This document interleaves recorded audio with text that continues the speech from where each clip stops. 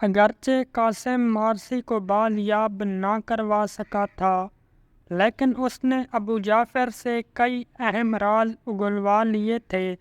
وہ ان رازوں کو ضابطہ تحریر میں لے آیا تاکہ سلطان کے حضور پیش کر سکے۔ اپنے کام سے فارغ ہونے کے بعد قاسم مغرب کے بعد ادرینہ کے قلعے سے واپسی کے لیے نکلا۔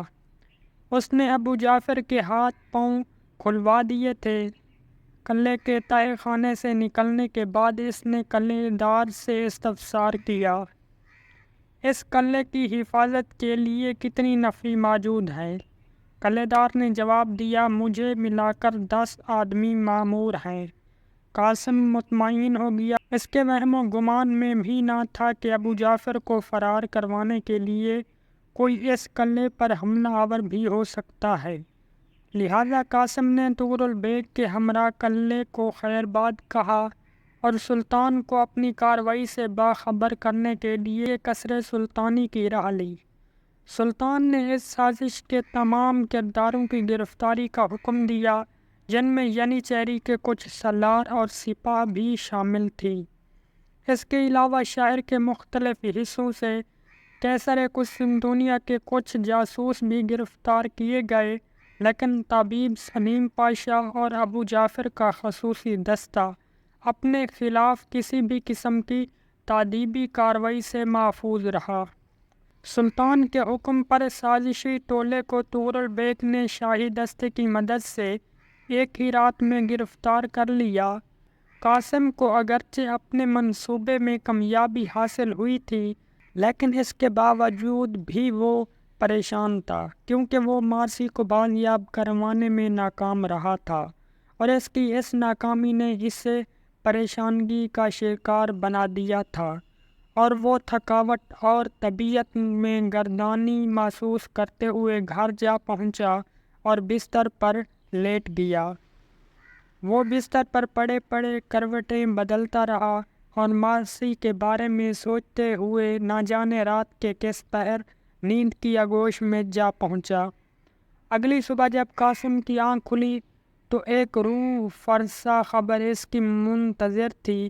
اسے صبح ہی صبح یہ اطلاع ملی کہ گزشتہ رات ادرینہ کے قلعے پر کسی مسلح جتھے نے شب خون مار کر قیصر قسطنطنیہ کے جاسوسوں کے سرغنہ ابو جعفر کو رہا کروا لیا ہے اور وہ فرار ہونے میں کامیاب ہو گیا ہے۔ آدھی رات کے بعد کسی مسلح جتھے نے قلعے پر یلغار کی تھی اور قلعے کی حفاظت پر مامور نفری اور قلعے دار کو ہلاک کر کے قلعے کے تہہ خانے سے ابو جعفر کو رہا کروا کر اپنے ہمراہ لے گئے تھے۔ اگرچہ یہ شواہد بھی ملے تھے کہ حملہ آور جتھے کے کئی سپاہی مارے گئے تھے، کیونکہ وہ جاتے ہوئے ان کی لاشیں بھی اپنے ہمراہ لے گئے تھے تاکہ ان کی شناخت ممکن نہ ہو سکے۔ اس خبر نے قاسم کی سیٹی گم کر دی تھی۔ اگرچہ کل کی کارروائی کے درمیان 20 غدار اور سازشی حراست میں لے لیے گئے تھے، لیکن ان کا سرغنہ فرار ہونے میں کامیاب ہو گیا تھا۔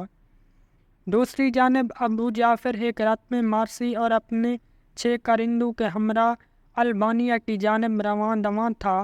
وہ جلد از جلد البانیہ کے محل تک رسائی حاصل کرنا چاہتا تھا۔ مارسی ایک رات میں سوار نیند کی وادی میں گم تھی، کیونکہ طبیب سلیم پاشا نے اسے نیند آور دوا پلا دی تھی اور وہ بے خبر پڑی سو رہی تھی۔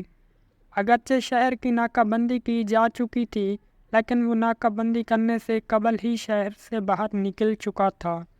مارسی کو سلیم پاشا نے پہلے ہی شہر سے باہر لالا شہین کی یادگار تک پہنچا دیا تھا، جہاں سے ابو جعفر اسے اپنے ہمراہ لے کر البانیہ روانہ ہو چکا تھا۔ آج کل بہت سے لوگ مختلف قسم کے ملٹی اکاؤنٹ ایک ہی براؤزر پہ چلانا چاہتے ہیں، جیسا کہ Facebook account, Amazon account, LinkedIn account. تو آپ بھی اگر ایک سے زیادہ اکاؤنٹ چلانا چاہتے ہیں تو اس کے لیے گو لاگن بیسٹ براؤزر ہے۔